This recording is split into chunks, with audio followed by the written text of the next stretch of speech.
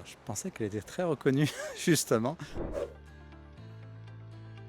C'est quand même un site rare, on n'en trouve pas partout.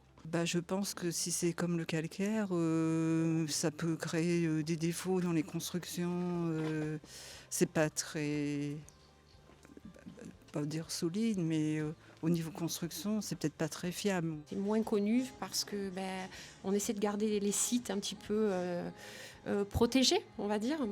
Voilà.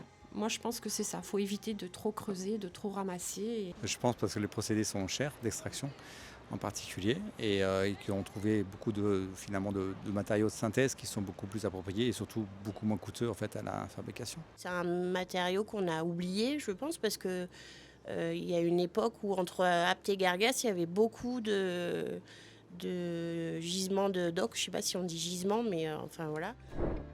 L'ocre, elle est utilisée, on exporte partout dans le monde et c'est un produit qui est très noble, qui est vraiment, qui a des propriétés vraiment merveilleuses.